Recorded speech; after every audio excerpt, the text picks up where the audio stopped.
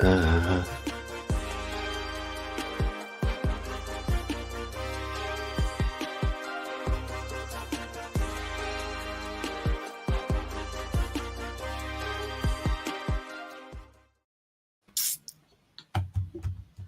Good evening. It's Friday night, and it's your weekly dose of Sid Says and all transfer gossip, rumours, whatever you want to call it, about Tottenham Hotspur Football Club. And it's been an interesting week. Joining me today, again, as always, is my main man, my deck, my wise, my hardy, whatever you want to call it. Sam, yeah, Spurs for life. keep it going, keep going. Yeah, I'm good, thank you. I'm good, thank you, Sid. I'm very, very happy. I'm going to tell you, as a One Hotspur Plus member, I became a season ticket holder as of yesterday. Yeah! So that's my happiness. We're going to be talking about transfer, so that's in other news. Yeah, but let's do it, man. Let's do it. Let's talk about what we think. Is it just Raphinha and Richarlison we're going to touch on, do you think?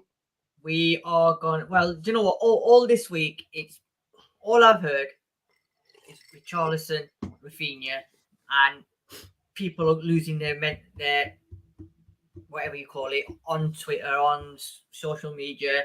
I don't want him. He's not good enough. I love him. I love him. Everyone's got their say on Richarlison and Raphinha. It seems to be one of these transfers that's got the tongue wagging away, and there's a few people that want them. There's a few that don't want them. There's people that just are not interested in them. There's a lot of talk, even in our group, as you know. There's people are saying we can get more or better players for the price that these guys have been valued at. So I thought, you know what, we had this discussion and we said, you know what, let's do, because we've not bought anyone this week. We're linked with the same players, and I don't know about you, but people are doing my head in on social media because it's just people retweeting the same tweets that someone sent, and it's just Groundhog Day over and over again, nothing new. So rather than not have a show today, I thought, you know what, let's bang our heads together and let's the two S's get together and let's do Richarlison and Raphinha, compare them. What's everyone else's thoughts? Good evening, everyone that's joining us. If you're listening, if you're watching, please leave your comments in there as well. We will listen to your comments as well, because it's not all about just me. It's not about what Sam's saying. It's about what Tottenham Hotspur fans in general think of this current scenario and which player would suit our system better. So obviously it's Richarlison from Everton and Raphinha at Leeds United. Before we go into the stats and everything, Sam, I know you've got your views on this. So quickly, briefly, just what do you think? What you're saying? Well, firstly, let's not get lost in it. This is all part of a media game, a club game, agent game, player game.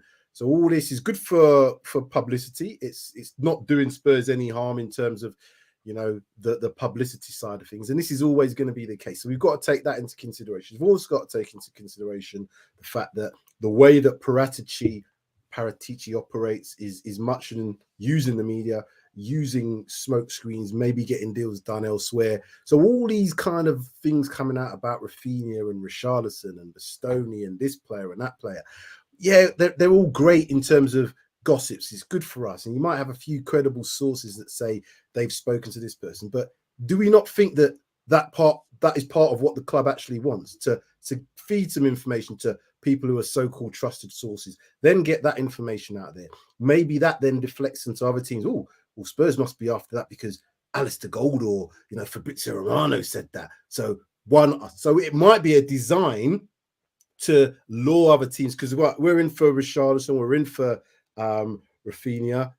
Arsenal were kind of in for Raphinha, maybe Richarlison as well, in terms of players they're looking for. The Jesus was a similar type of thing. So all these people were associated to, other teams were associated to as well. Not all of us can get them players. So there's got to be a degree of games in here. And I just hope we're the king of the gamesmanship. And so far, in terms of the deals that we've done, Basuma and Perisic, are obviously with Forster coming in as well. That's good business. So calm down, people. Just calm down. Just calm down. This is it. People are just, you know what? We've done, like you said, we've done our business early. We've got 3 players in. Okay, we've spent 25 million on 3 players, right? I was reading today that I think somebody in Italy was saying that I think it was the Croatian manager. He was saying that he was absolutely shocked the fact that Perisic left Inter Milan because he'd done so well to come to Spurs. But then again, he said he's done France, he's done Italy, he's done Germany. I think he always wanted to do the Prem. So he said, you know what, fair play to him, and he's going to do a great job there. So we've done our business right at the beginning, even before the transfer window started. So now we've got until September the 1st, right? I know Conte wants all these players in before pre-season. He's not going to get every single player that he wants before pre-season starts in a couple of weeks. We may even, I think I've read today that the striker or one of the main targets of strikers that we're after might go all the way into September before even if we get them. I don't care if we buy a player 31st of August or the 1st of September, because the transfer window doesn't shut till the 1st of September. So people just need to calm down, just relax, let them do what they got to do. There's a lot of smoke screens in there. There's a lot of mirrors in there.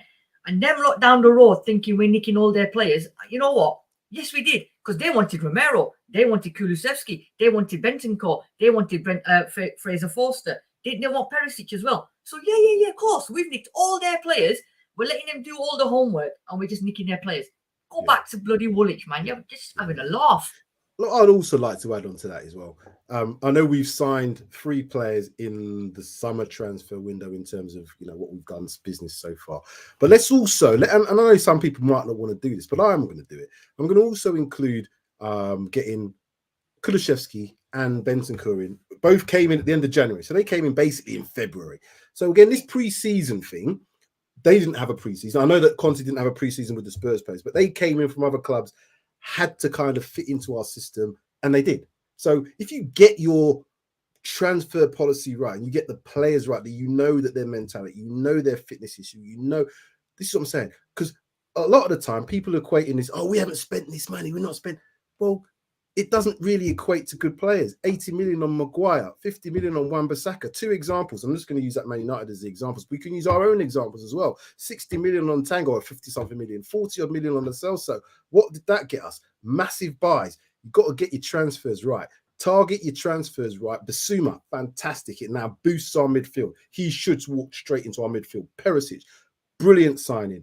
They've looked into his fitness history. He's 33, but his fitness levels showed that he was as fit as he's ever been last season. So again, you just look at that. We've just got to make sure we get it right. What fits the scope that that Conte wants to play? Yes, we'd love to do all the business before they go away, because then that means they can get a full preseason. But if we don't, provided that player's not on a free and he's not doing anything, he's just knocking about. If they're clubs, they're going to be doing preseason anyway, unless they're frozen out. So it all depends on circumstances as well. Sid. This is it. Just like to say a big thank you to everyone that's joined us today. So we've got Paul Ngonzi, we've got Jack Kanicki. Good evening, Jack. We've got our one and only Sean Hurl's in the house. Juicy's in the house. The Bertie Hotspur's in the house. Mr. Hotspur Hustler, the forgotten man, the invisible, he's still drunk. Man. The man is out as well. He's joined us tonight. Nice to have you back, Mike. Rookie Spurs about as well. So guys, yeah, I've read your comments. I will come across your comments as we go into the show. But yeah, keep posting, keep giving us your opinions and comments as well. So keep liking as well. Don't forget, everybody in the stream now. Smash that like button. That's it. Just press it. Pretend you're playing, you know, when you back in them days when you used to play Kung Fu Master and all them games. Track and field. That was track and field for me. Yeah, that absolutely. Right, so let's start. This is all about these two, Raphinha and Richarlison. So, do you know what I found out today? Which I probably should have known this anyway, but Raphinha's only been at Leeds United for 1 season, right? Because I wanted to compare all their stats over the years, and then I'm like, okay, no, he's only been there 1 season. So all I've done is 1 season, the last season for both the players, and we'll go through the stats now, and then obviously we'll discuss as we're going along. So 2021-2022 season, appearances, 30 appearances, Is this the league or is this all full? League. Okay. 30 appearances and 35 for Raphinha. In terms of goals, Richarlison scored 10. Raphinha scored 11. 5 assists for Richarlison, 3 assists for Raphinha, 9 yellow cards for Rick, and 7 for Raf. And both of them got no red cards. So, just on that, in terms of appearances, so if we look at Richarlison, he's 30 appearances, 10 goals, so 1 in 3. Whereas, actually, they're both 1 in 3. Yeah, Just they're both about one. 1 They're in both 3. relatively the same.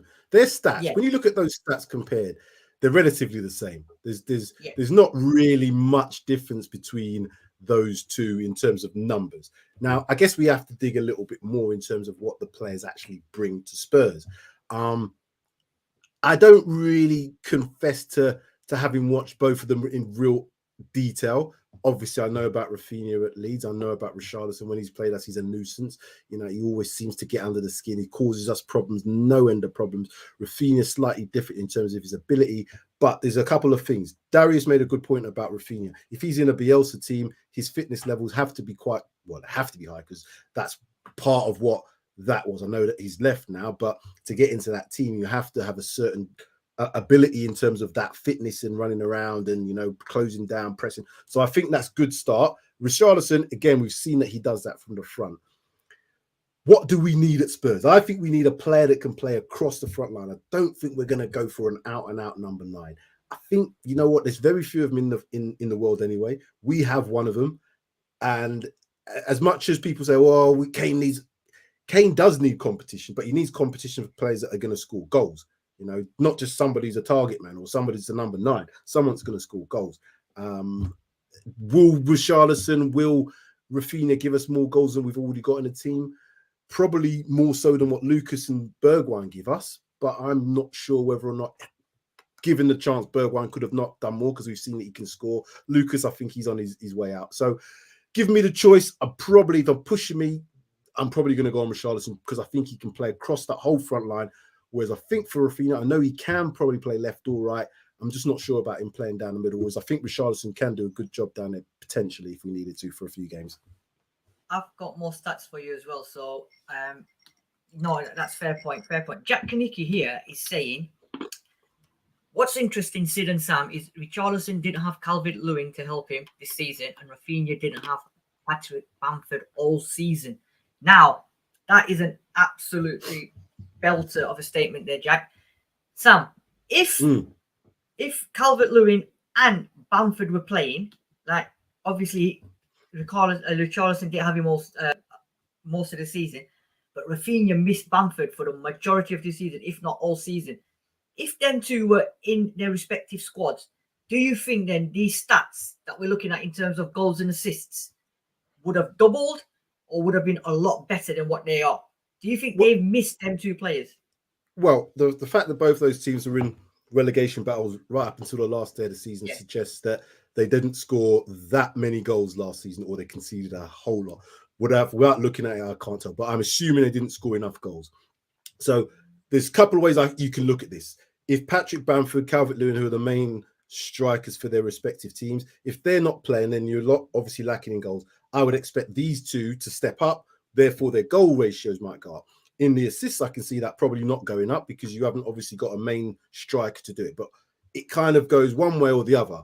They should maybe step up to score more goals. But then, you know what I mean? If they have got a main striker missing, that you could understand why their assists might not be as high. I don't know all the details about how they played in terms of who played where. Did Richarlison play more centrally when Calvert-Lewin wasn't playing? I'm not sure about what happened in terms of Leeds, whether they kind of did have a false 9, whether they played. I don't know. So it's a kind of a difficult one. But again, just looking at the raw numbers, I would expect these guys to maybe step up more towards the 15 goal. Then I'll be kind of saying, yeah, that's a sort of player that they can knock on a few goals for us. But both in struggling teams, you're not going to get that much out of them, are you? Yeah.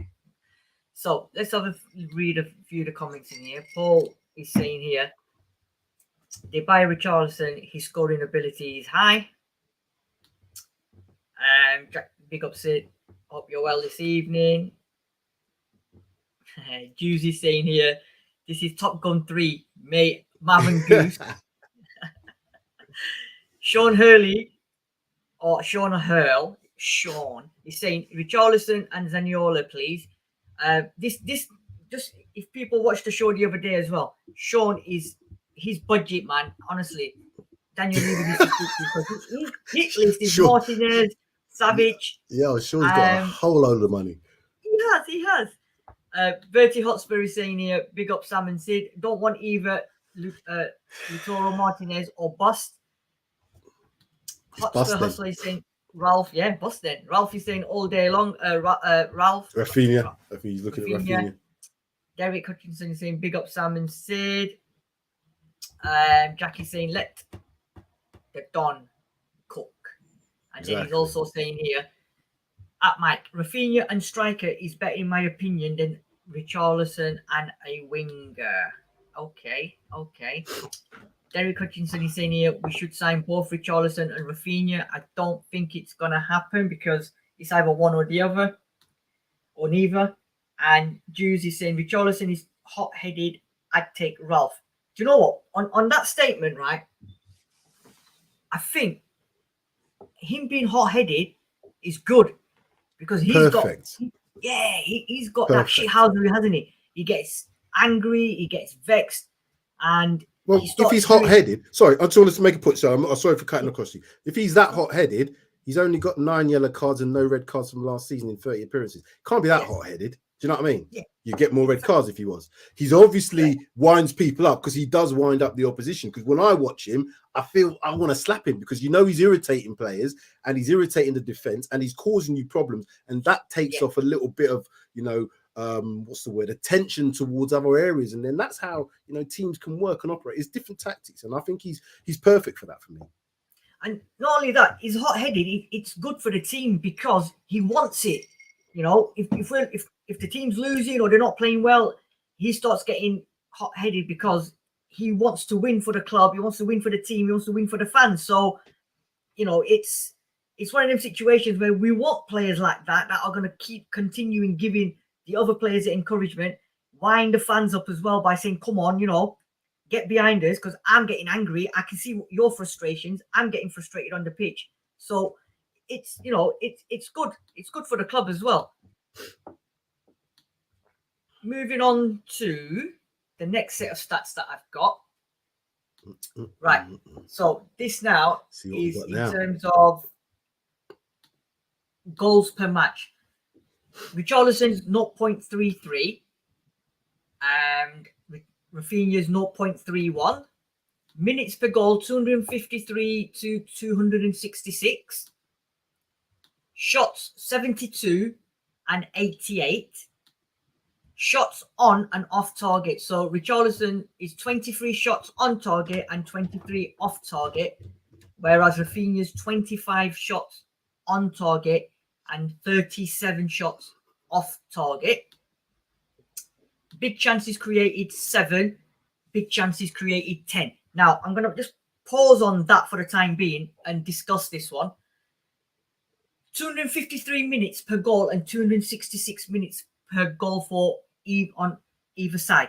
Now, as attacking midfielders that can play across the whole of the front three, create chances and stuff like that, do you think that 253 and 266 should be lower? Do you think they should be hitting goals at a lower ratio than they were last season?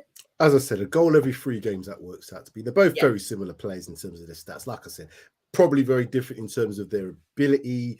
Both, is Raphinha pushing into that Brazil starting 11 as well? Yeah. I don't. So again, both of them getting into the Brazil first team. We'll see if they're both pushing for the World Cup, obviously this year as well. If I'm honest with you, I'm looking at a second strike, if you want to call him a second striker, or forward. Let's call him a forward. I want my forwards to be contributing, if not in terms of goals and assists. I want us to be, it should be around about the 20 mark, in my opinion. If you can get 15 goals, 5 assists, 10 goals, 10 assists, whatever that will be, 20 goal contributions in terms of assists and goals for me is a sort of benchmark.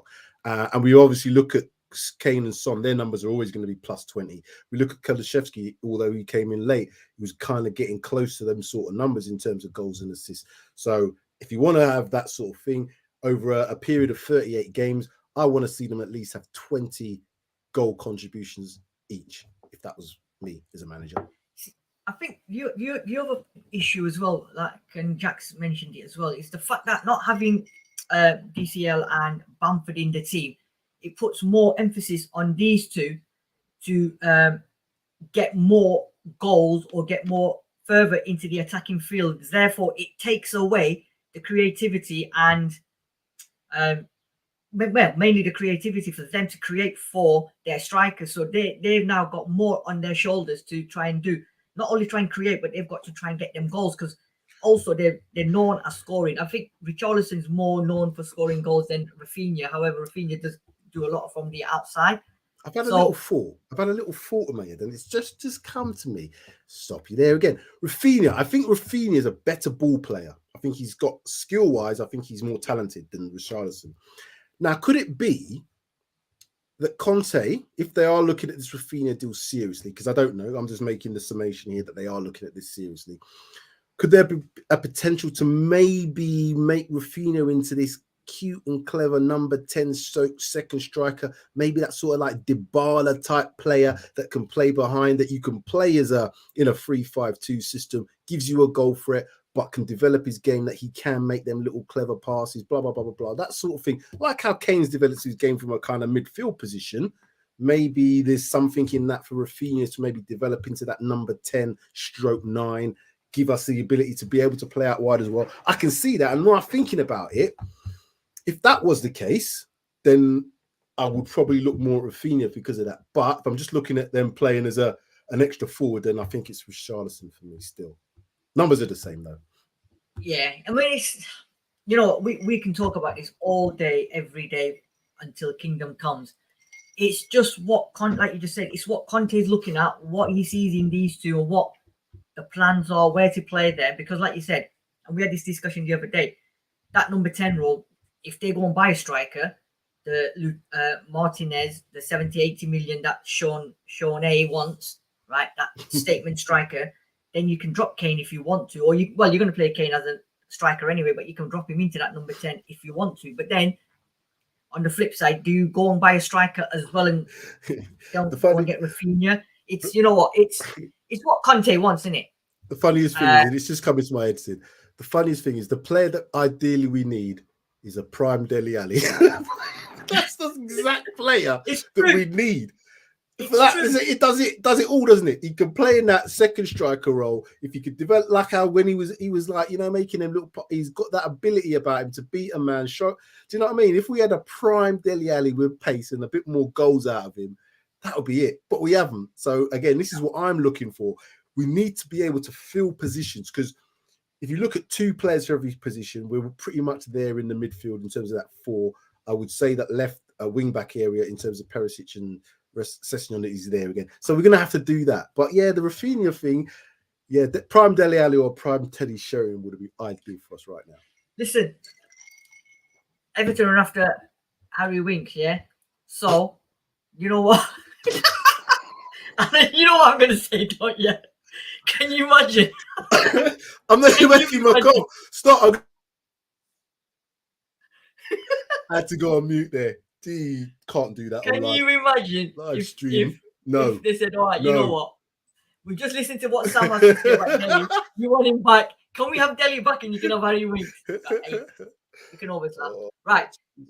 Passes. 524 passes as opposed to 1,074 passes. Now that for me, Raphinha's passing is it's double Richarlison's passing. So if we want that player that can pass the ball around and creativity and whatever, this statement, this stat says it all, because I was quite shocked at that, the fact that he's got double the passing of Richarlison. Pass completion rate. Oh, I was going to say, I need to see that as well. That's going to make my mind up whether he's decent or not. Yeah, well, you'll be surprised. 63.36% for Richarlison. What do you reckon Raphinha's pass completion is?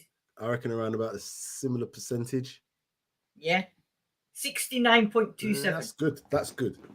Because you'd expect your pass completion for a good player, a really good player. It depends on where they play, though, because if you're trying to make passes in a progressive area of the final third, you're not going to get them right. If you're making safe passes in the back third, it's easy. Goalkeepers are easy. Do you know what I mean? They play out to a centre back. Centre backs can play back to a keeper to be safe, so they're always going to have high stats. It's when you're making forward passes in them, what the trigger zones, or like they said, the threatened zones in and around that box area. That's what you're looking for. And if you've got, and these are forward players, so if you're in the high 60s, that's decent. In my opinion, it's a decent thing. And again, has he got scope to develop with the right manager?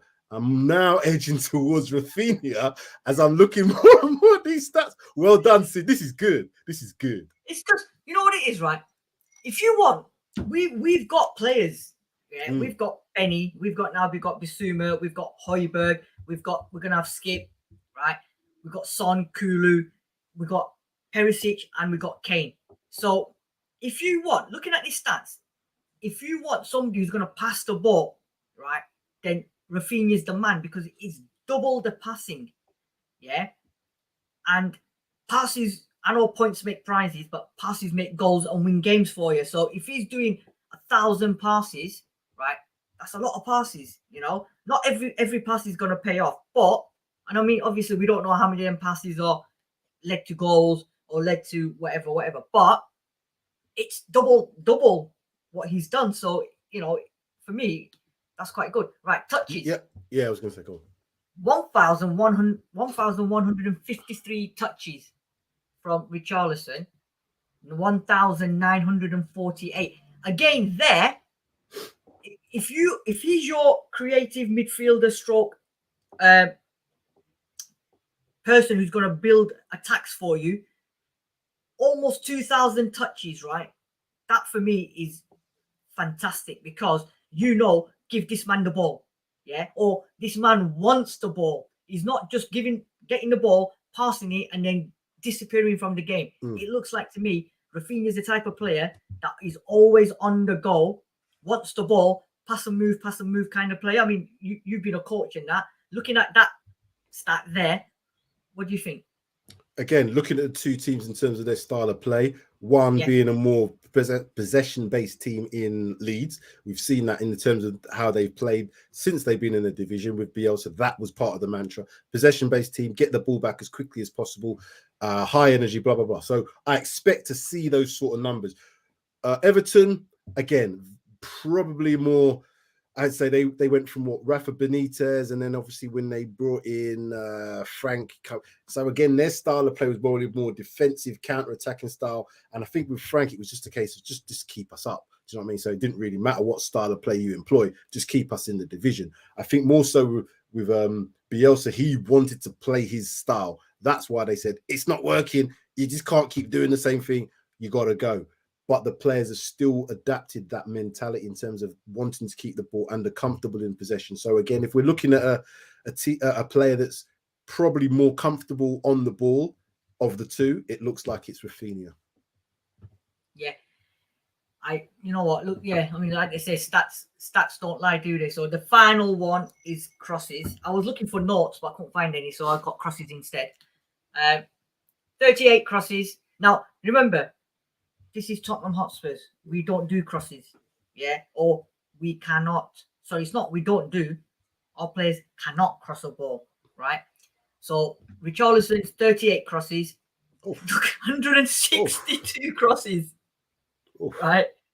That is, you know what? This guy can obviously means he can cross the ball, and he's looking for somebody. So you imagine him crossing in the ball for the likes of Son, Kane, Kulusevski. All of these numbers depend on the quality at the end of them. Stats don't lie, but they can deceive. I've said that on other shows, on our show as well. They can deceive. So looking at that, you think, wow, he puts the ball in. But if you looked at probably someone like Emerson Royal's crossing or Adama Traoré, he might have high crosses, but they don't do anything. They might be pinged over or whatever it is. So again, we have to look at the quality of them crosses. The numbers are good. If you're saying that he's going to be putting the ball in, he gets to the edge of the box, puts the ball in, the forwards know what's going to happen. So everybody in the team No, he's going to put a cross in. That's a good thing.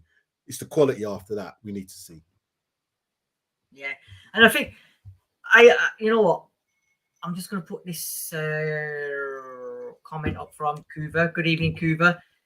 Passes and touches are directly rated. Richarlison spent long periods of the season as an isolated forward with very little support. And again, who did Richarlison have to cross to?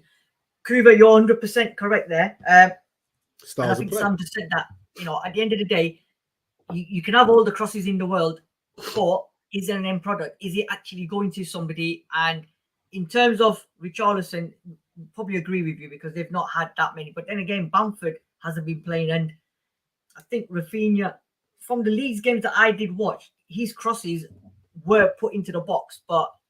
They've got some defenders stroke midfielders that can actually get in the box. So, but it'd been interesting to see from them crosses actually if anything developed or whatever. But for me, I don't know about you, Sam, if a player can cross the ball and he's done it 162 times, then it shows me he wants to cross. That's what I'm saying. So he's confident in crossing. So we have to then assume that because he wants to keep crossing, his crossing numbers are high, that he is a half decent crosser. But then if you apply that same logic to free kicks, then Harry Kane shouldn't be taking free kicks anymore because he always wants to take him, but he never puts him in the back of the net. And I've always said Son needs to take him, and he's already scored a couple in pre-season. I think Perisic is here as well.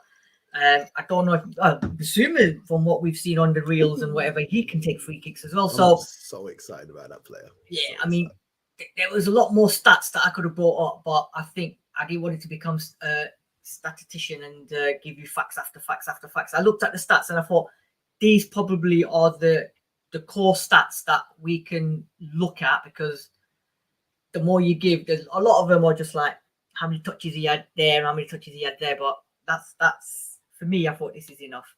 Yeah, you have to apply these stats. Look at some of the games. Look at who they played against, particularly the bigger teams. And this is what I did with the Basuma when we signed Basuma. And everybody's saying, "Oh, I don't know much about him." Go and watch him on YouTube. Go and watch. Watch him against the bigger teams. Watch him when he played us, when he played Man U, when he played Liverpool, when he played Chelsea, when he played City. He bossed the games pretty much in those games that he played. So when you see the player of a lower team, supposedly lower in Brighton, and I'm talking about Basuma here, obviously, then you can see that the potential of that player is massive if they're going to do it against the big boys. I'm not quite sure in terms of Richarlison. Have I seen him actually really take teams like that apart? Has he taken a Liverpool apart? Maybe causing problems, but I haven't seen him take them. Raphinha, I think he's probably more dangerous. And I think people are probably, if you isolated him on a 1v1, I think defenders would probably say, I wouldn't want to play against Raphinha more so than Richarlison. But that's just a personal perspective. Some players have different thought processes. But after this show, from the start of the show, I was like, it's got to be Richarlison. I'm not sure about. Nah, well done, you. Listen, everyone's got their opinions, right? And sometimes somebody's hell bent on one way. I want that player. But then when you put some stats across and people say stats don't lie, the perception then changes, doesn't it? I mean, I've just put the stats up there, and because what happened was everyone's going on about it. Is shit. I don't want it. He can't do that. He can't do that. So I thought, you know what? I weren't going to do any stats. I was just going to get me and you on, and we were just going to talk about it. And then I thought, do you know what? I'm not going to talk about it. Let's get some stats in there, and proof is in the pudding. So I thought, let me give you the proof in the pudding, right? And you deal with it. So there you go. It sort of swayed your mind now. So let's have a look at what a few of the people in the group are saying. Let's start with Zucky Spurs. He's saying Spurs, Tottenham to conquer. Absolutely. Jackie's saying, let the Don cook. Jack Kennedy saying, what's interesting? Okay, we've gone through that one. Derek Hutchinson is saying we should get both Richarlison and Raphinha. I don't think we're going to get both. I think he's going to get one or the other, and I don't even know if he's going to get both of them, to be honest, but let's see what happens. Mr. Hustler is saying, to be fair, whatever we would spend on either of these two, I'd rather spend the money on positions that are priority. Now, good point. Darius done a show the other day with myself and Jack Kanicki and Sean Hurl, and this is we had that. What's the best? Who should we buy and what's our priority in terms of positions? And I think between the four of us, we said it was a right wing back, a left centre back, and a striker. Me, Jack, and Darius were shopping in Lidl, and Sean was shopping in Harrods, I think. So, if we had to make just one more signing, we have to get a centre back. I think a centre back is our priority signing for me, because he doesn't appear that he. I know we've got more centre backs than we have probably got right wing back. I understand that process. I understand that, but we could probably play Perisic as a right wing back if we come to it. If we were struck, we get Doherty back, and obviously we've got Emerson still in tow. Oh no, I've got to be slow on it. But you can.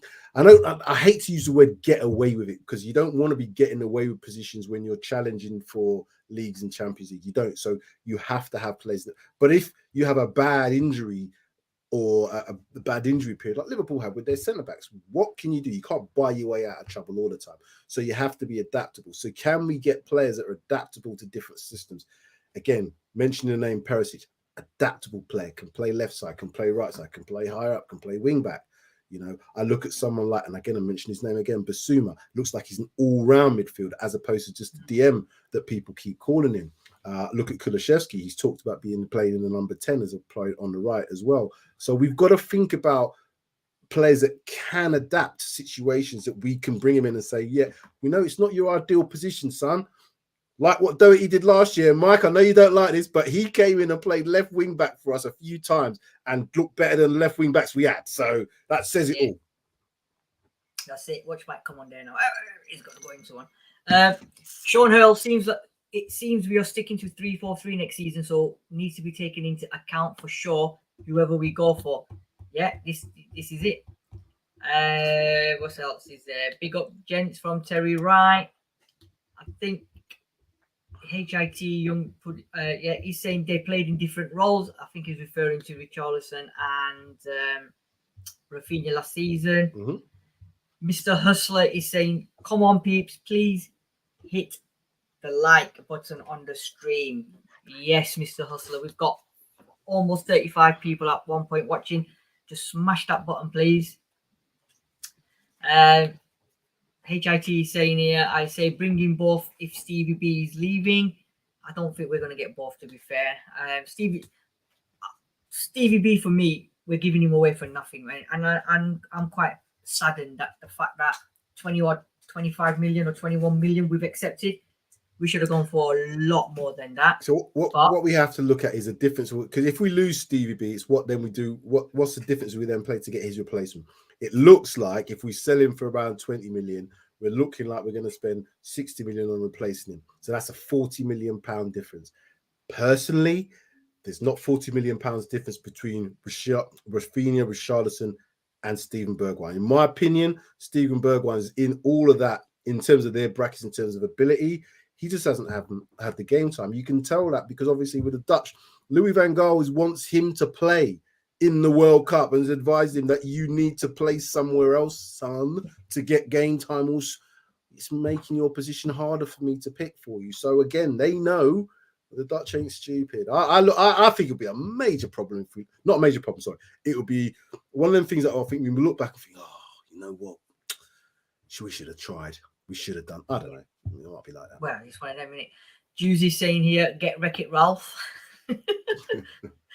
Yeah. Terry Wright is saying, if we sign Raphinha over Richarlison, I think we'll need to sign a player like Ben Brereton Diaz to back up Harry Kane. That's a good shout. I think that's a good shout. Brereton Diaz and I think he's also, as we say, he is homegrown player as well. So that adds to the list of homegrown, because all the players that we're linked with at the moment, they're not homegrown, so it's going to become a problem at some point, and we discussed that the other day. Yeah, I still think with this striker thing, I know people keep saying we need. I've gone through that in my head. I know we need a second striker. We don't need. We need goal scorers. We need players who are adaptable, that can play across the front line. Of them two players, I think Richarlison could probably play more central than Raphinha could, but I don't know what Raphinha's potential could be. And we've talked about that second striker. Again, if Kane does get injured, we've seen that we have played Son there. The managers have to be adaptable. So again, I'm not looking at it saying, oh, well, if we lose Kane, it's the end of the world. Of course, it's going to be a problem to us if we lost him for any length of time, more than a few weeks. But surely players are then able to step up. Somebody has to come in, and if you're a goal scorer like Son is, he can score. Or Kulusevski can score goals. That's what we need in the team, man. Goals. And yeah, I know it's going to be say, oh, that's what number 9s are. But look at the likes of Liverpool when they brought in someone like Diego Jota and Diaz, and those players get goals. Salah's not a centre forward, but he scores goals, man. Come on, let's think about it. What have we got here? We've got Ethelston Edwardson. He's saying, I'd say Richarlison if it was a choice. Both are great players, though. I'd have both. Cuba 99, different roles. Take both. Our main man is in the house here, the one that's always talking in our group, Sam. Mr. Pipe 71 is in the house. I nearly choked on my eyes then. Jesus Christ, what's going on? I'm late to the party, but Richarlison is not the one. Anytime we've played Everton, he's hardly been someone we've had to watch out for. I said both.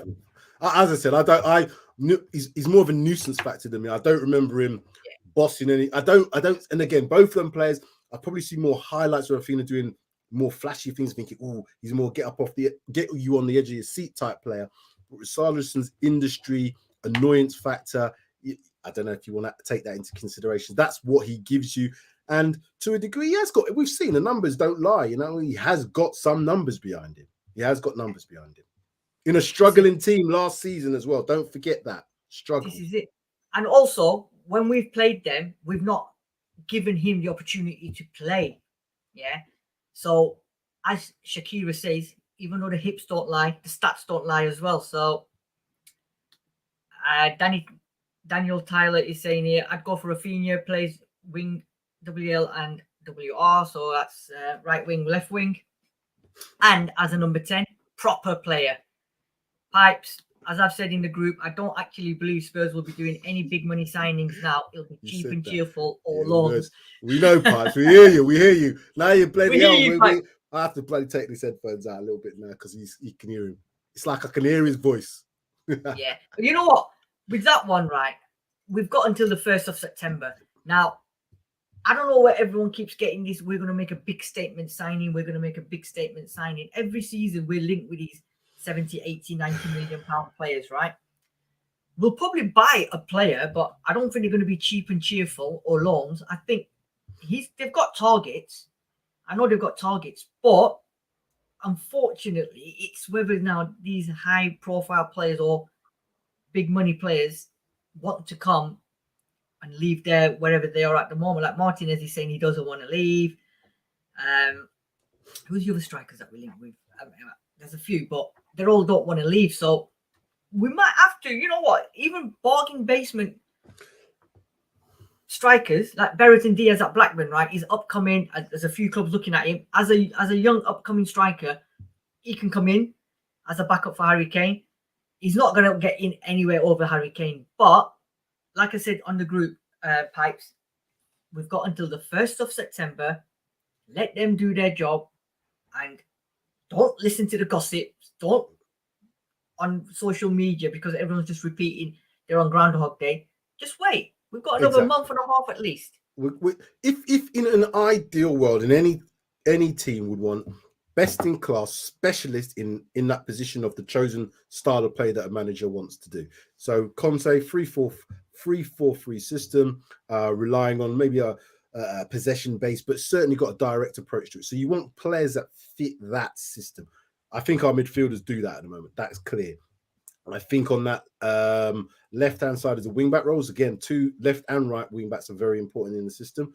I think our right side is weak. I think our left side could be strengthened. We have got a player in Perisic that I think is probably going to be the first team, and then he's going to be...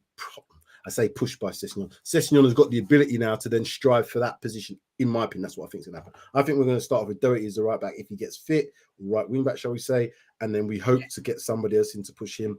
Centre back, we have to get that sorted out. Yeah, but again, I get.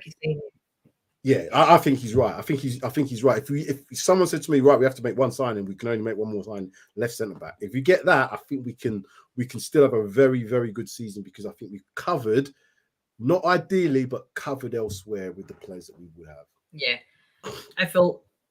Ethelston is saying here at Pipes, with cheapskate Levy at the control, you're most likely right. I hope you're not. Terry Wright, the reality is we probably won't get either. It'll be someone we're not linked with at the moment. We've discussed this, isn't it? All these could be smokescreen and daggers. I hope they are. I want players best in class that are adaptable for what fits Conte's system. So if it's someone that nobody was talking about Bentancur and Kulusevski in January for Spurs and saying, they're going to make the difference that they made. We didn't see it. We have to trust in what the scouting department. I know we haven't trusted them before because they've got and made major mistakes, but so far in the Paratici era, it's been better than it has been bad. And I still go back to the point. We've already made 3 signings, and I would also include another 2 signings from January in Bentancur, and they came in February, Bentancur and Kulusevski. And if we really want to start playing silly games, then we can say, well, Wilmera didn't come back until, what was it, about January time or November, whatever it was, because he was injured. So again, we can start looking at all the players that we've got and thinking, we need this. We don't. We just need to be very lucky in what we do, but get the right players to fit the system that Conte wants. Forget the names. Forget all this. We didn't spend 75 million. Well, I wouldn't want to spend 80 million on Harry Maguire. Would you? 50 million on Ben White? Would you? Tell me that. Ask me that question, and I'll tell you the answer. No, I wouldn't. Cuba 99 is saying Richarlison for utility, aggression, and shithousery. Raphinha for the tricky skills and dribbling, and fans pitching little tents about his wow factor, myself included. I agree with you there. Where are we now? I will hit the like if there is or choice of song. That's not happening. That's your department. That ain't my department. You know what? I could throw in a rap or two, but that's about me. But no, that's done. No, I was gonna do one, but you know what? I need Jody to do one, and we would have by Kylie and Jason just for you. But I'll have to work on that one. Good evening, Mr. Premier Hotspur TV. Evening, lads. Hope you're both well, and I won't take either of these. I think there is better out there, guys. You might be right. You might be right. Sean Hurley saying, what do you think about Real Madrid sniffing around Son? You know what? Again, Sean, you actually believe in that? And you're always telling us not to listen to the gossips and that. I saw that this afternoon and I just laughed. And I went, do you know what? That's never happened. You're having a laugh because they can sniff around as much as they want.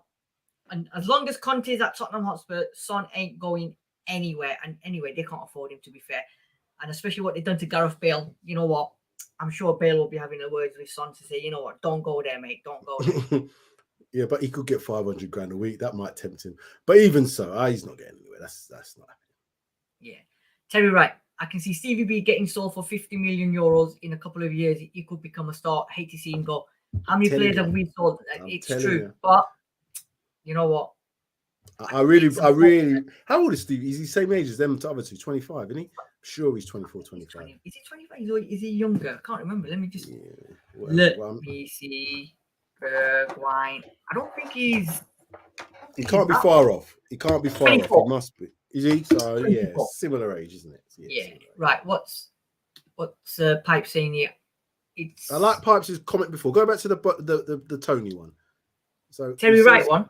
Tony says he said you take Tony at Brentford, or was that the afterwards? Hold on. Oh, it's the next one, isn't it? Sorry. It's coming. It's coming. Right. So I'd take Tony from Brentford. I wouldn't either. I would not take him because I know he's made it clear that he wanted to go Arsenal all day long and all along. I wouldn't take Tony, to be fair, because he's more of a target man, isn't he? And I don't think Spurs or even Conte would even contemplate looking at Tony from Brentford, to be fair. I don't think he's the sort of player that he's a good player. Don't get me wrong. I'm not going to get pelted by people. Oh, Tony's. He's a good player. Think about what we need in our team. Now, Harry Kane is not an out-and-out target man. Harry Kane can hold the ball up, but Harry Kane's got a lot more other assets to his game. If you're playing someone like Tony, yes, I've seen him hold the ball up, but he plays in a two. He was playing well in a two for Brentford this season, as opposed to that. I don't know. He might. Again, I'm looking at what I see with the players, and I don't think he fits it. I want someone more adaptable than that. More adaptable. This is it. This is it. And we'd always be saying, if he was with somebody, would be saying, who was that Tony and guy? But anyway, Cuba99 saying, agreed, mate. Conte and Paratici first summer extravaganza versus 22 years of Levy. Who wins? Premier Hotspur TV saying here, this is the best position we've been in for a long time, so just enjoy Conte time. Perfect. Totally agree with you there, Premier Hotspur. Enjoy it, man. He stayed. We got top four. Enjoy it. The club are not gonna. They're not gonna do the same thing which we had after the Champions League in 2019. For whatever circumstances caused us not to. This we've seen. We should be happy that we've got the players that I've already mentioned, that you've already mentioned, that we've got through the door already. Are we stronger now than we were at the end of last season? I would say yes. If that's the case, depending on what happens between us and with outgoings, then we should still be in that position of being stronger than we were at the end of last season, whoever we bring in. So let's just wait and see, guys and girls. Pipes, but surely the aim was to get signings in for a full free pre-season. Why does the Gordon Gnome not understand this? And I think to back that one up, Sean is saying, I'll say that. Can I say? Yeah. What about the other teams? Why are we always focusing on what we haven't done? I know it's what we, but look at the other big teams. Chelsea have done F4. Manchester United haven't done nothing. Manchester City have. Liverpool have got one player, lost one player out. They might have got a couple of fringe players. Arsenal got a couple of players in terms of Vieira and that Marquinhos. No, apart from Aston Villa and I think Newcastle. Again, if we're looking at them as being our rivals as well, we can do, but I don't think they are in this season. The bigger teams are what we've got to come. We have strengthened already. So we're better than we were. People look at what with the bigger picture, not just about, oh, we ain't done this. You ain't going to get all these players. We're not going to get it. And most of them are stories. They are stories for people to click and sell media to you. And we're buying it, we're lapping it up. So I'm not doing that rubbish anymore. Conte said he wants the players in before pre-season, right? Now, he's got 3 in.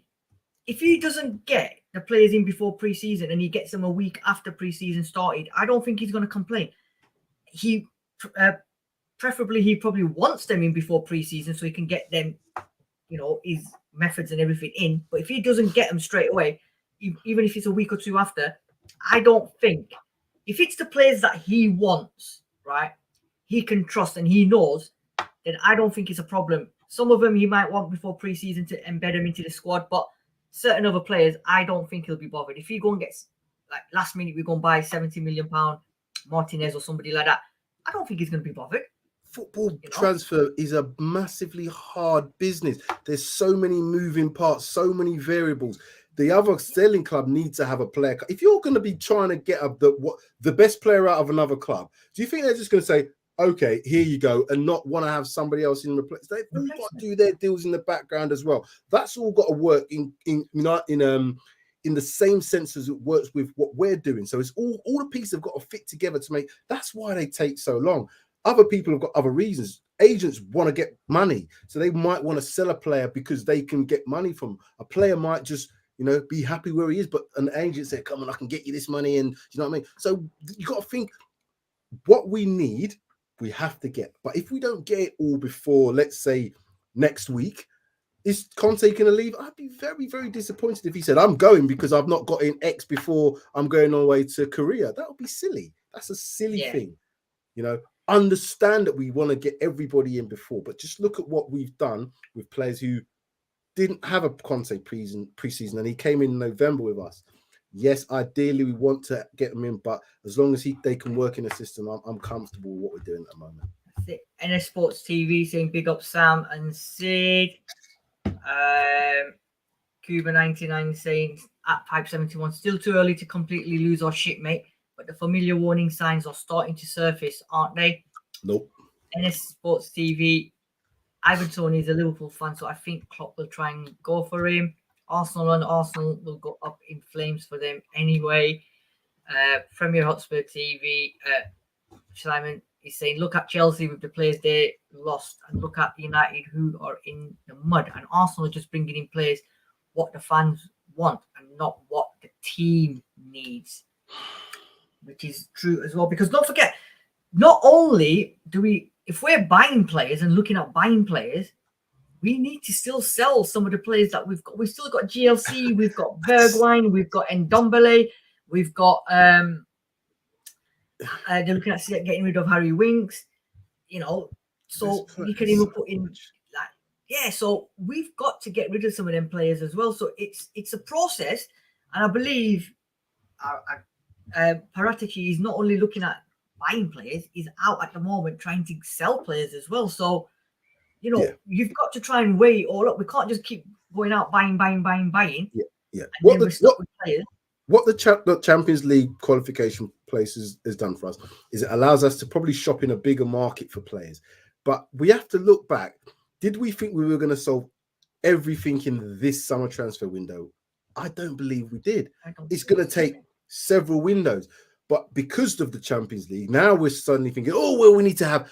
think in the same plan that if you had a plan in your head, and I'm assuming that Tottenham have got a plan in their head of how they want to progress with Conte, how they want to progress in the transfer. And if something happens a little bit out of the ordinary, they can adapt. You have to be adaptable in these things. But certainly getting the Champions League doesn't mean to say we have to now go out and get 10 players. 10 players to put into any squad is difficult enough. But then to get them 10 players to gel to be able to then play at that sort of level, it's going to take time anyway. So rather getting 3 or 4 players and easier to make them mold into a collection of players that's already there and established that you can build on, than say, oh, get rid of all this and let's get 10 players in and let's get them ready. All right, and see how that works out. Oh, I know how it works out. Yeah. Cuba99 saying we can focus on what we haven't done because we already know what Conte wants. Early business and a full free season. Why should we defend not doing this? Deals should have been lined up months ago. Months ago. And I think if we believe, because as soon as Conte came in, he said, I've got X amount of players. This is what I want. And that list has been there from day one. Okay.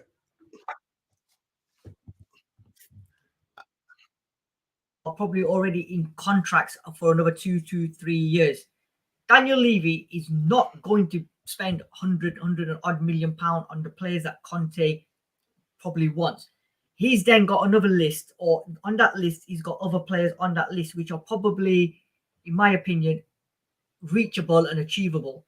Now, Conte being Conte and Paratici being Paratici will be doing everything in their utmost power to try and get the players that are number one priority on Conte's list. However, and I believe Conte in his heart has said, if I don't get my number one target, I've got number 1.5 target, which I'll take. Yeah. And it's all about contracts and fees and whether the player wants to come. Does he want to come to a different country? Are you in the Champions League? Are you in this? Are you in that? Yes, we're in Champions League, but they know that Spurs are a difficult club to do business with. But the bottom line is, and I've said this and I'll keep saying it, September 1st is a transfer deadline day. Yes, Conte wanted the players in before pre-season, but there's a lot of things people want, and sometimes it's later rather than sooner. I know they want it sooner rather than later, but sometimes you've just got to sit back, buy your time, be patient, and you will get what you want. So let me just add to what Kuva said about these deals should have been lined up months ago. Okay, it's ideally if a player's available and they haven't got any other thing to kind of tie them, there's no other variables, no other moving parts, great. Perisic was a prime example of that. Available, get him, yeah, signed, done. Basuma, end of his contract, we'd been pursuing him. I'll add to this point as well. I'm not 100% sure if Basuma would have come to Spurs had we not gone to Champions League. If Arsenal had got there, I think he would have gone there. So plans change. So we could have lined up players months ago. We could have done all that. Circumstances dictate what we can do.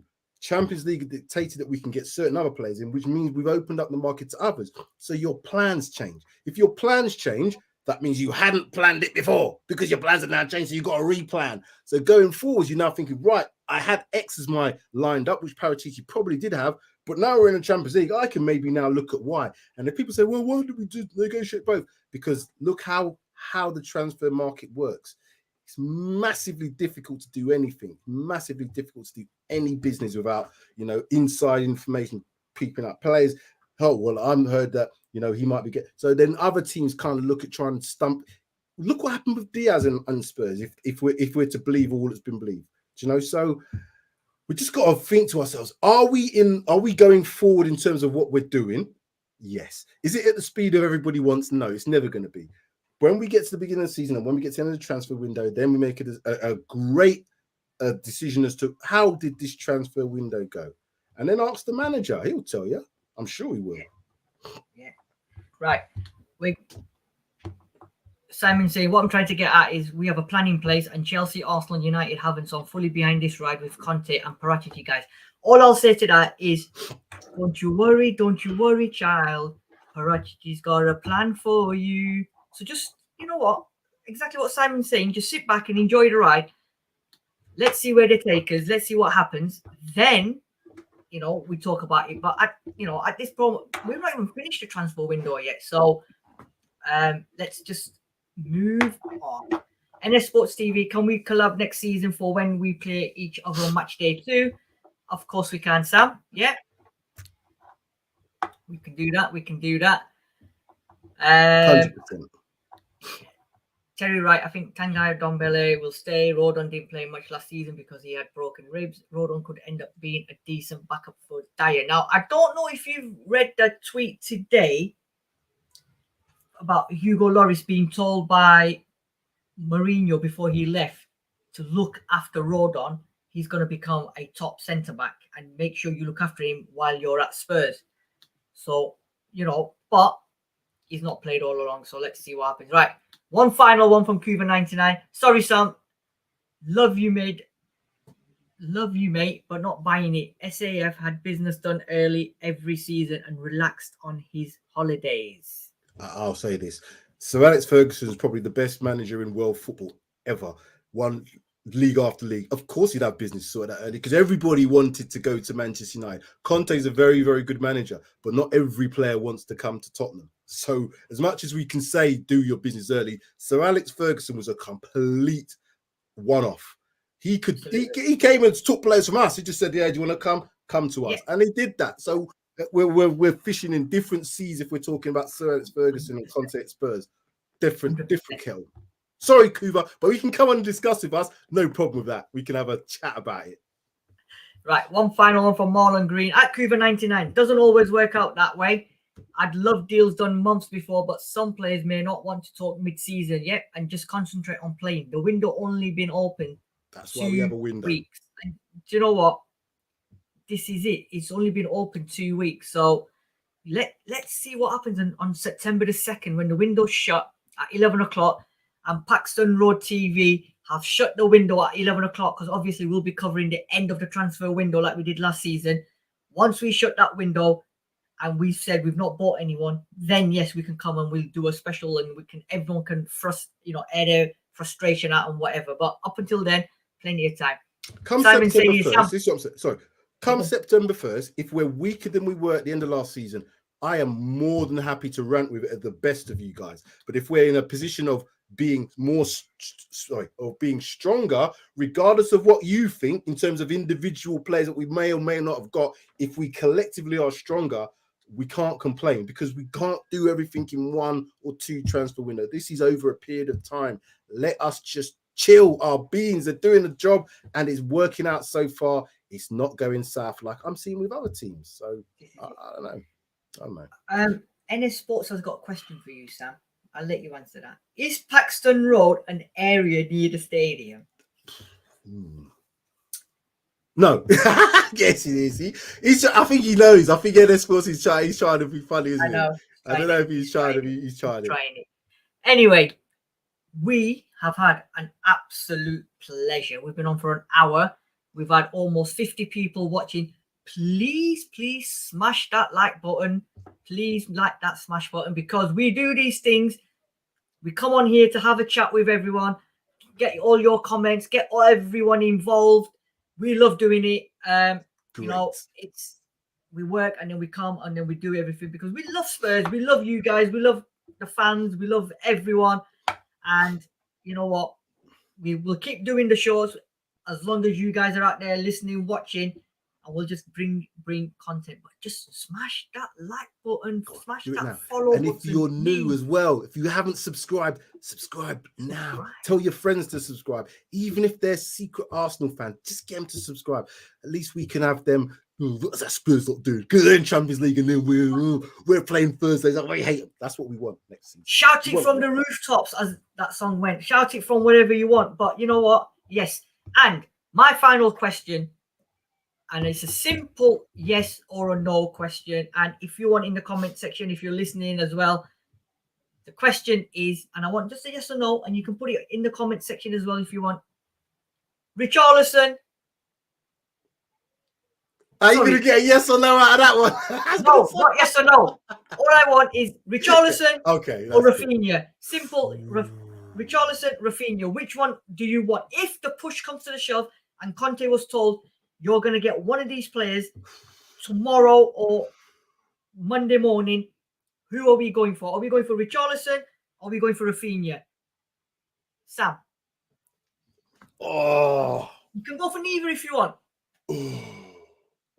If we had to get one, based on what I think we would get out of the player now, not thinking about what we might get out of them in the future because of their potential, I'd say Richarlison because I think he can play across all three and I think he could deputise as a number 9 better than I think Raphinha can. And because of that reason, that's why I have Richarlison. But because of what we talked about in the position that Raphinha could play at number 10 as a second striker and potentially being, you know, that creative link as well, that's the reason I'd go for him. So I know it's a bit of a fence one, but Richarlison I'm going to go for then. Go on, Richarlison. For Richarlison.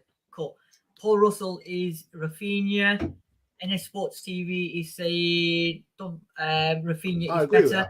He's probably only saying that because apparently Chelsea are looking after at him as well now, aren't they? And they're offering apparently a player that's been on loan to another club. They're going to offer that and money to get Raphinha. So yeah, Pipes is saying Richarlison. No, okay. Pipes never wants to listen to what I say to him. He just don't want to hear it. Pipes, man, I'll give you the argument. I understand. I don't think he's a better player. I agree he's not a better player, but I think he's a better fit. But Sid did sell Raphinha well. He did sell Raphinha well. Listen, I'm not selling. I'm just getting stats and I'm just putting them up there. I'm not on a commission. I'm not anything. I'm just giving you the stats out there and letting people make their judgment on stats because obviously stats don't lie. Simon Hotspur TV saying none of them. There is better out there. Agreed. Yes, there is. Okay, that's fine. Terry Wright is saying Richarlison all day long. Cuba 99 is saying Raphinha. Richarlison is more.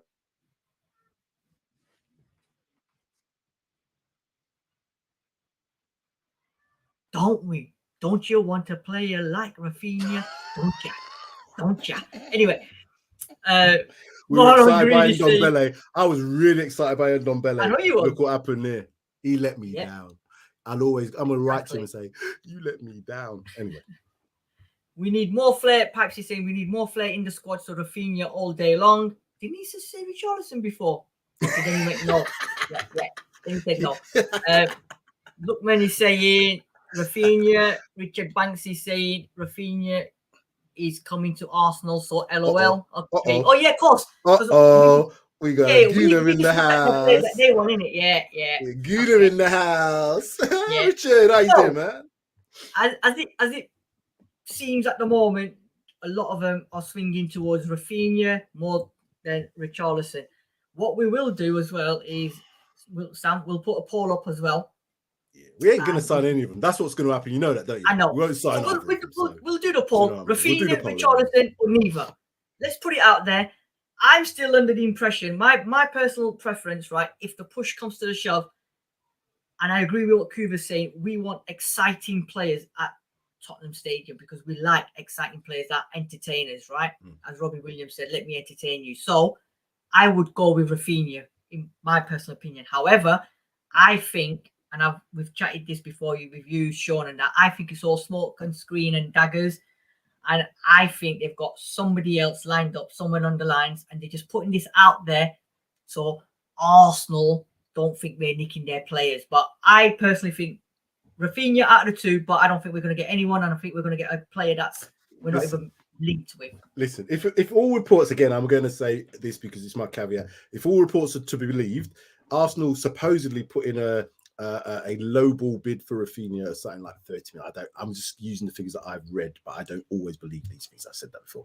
And then they heard that we were interested in, and I've heard that another team's then supposedly put in a bid for 60 million, which is likely to be Arsenal. So their transfer policy, their negotiation tactics are terrible. We'll buy him for £1. No, we don't want to sell him. Spurs come along. We'll have for 10. We'll buy 10. That's what they're like. Do you know what I mean? So if we keep doing that with players, they're going to spend all their money off and they'll have no money for the next fucking 10 years and they'll be down there for a very long time. A long time. Yeah. And then we ain't won no trophies. Well, come on then. Richard, Absolutely. Nice to see you, pal. Nice to see you. Right. Listen, it's been an absolute pleasure. Thank you, everyone, for tuning in, watching it on the debate whether we want Richarlison or Raphinha. Thank you, Sam, for joining me tonight again. Just before we leave, make sure you follow, subscribe, like this channel. Like I said, plenty more to come. Geordie's coming back as well. Gossip will be on this week. Talking Points will be back. And I'm just going to finish on the final comment, Cuba99's comment, at Richard Banks. Perhaps Raphinha fancies going to Arsenal to link up with Basuma. Ooh, no need for that, Cuba. Note, no need. Low blow. It's been an absolute pleasure. Thank you for joining us. We'll see you same time next week, unless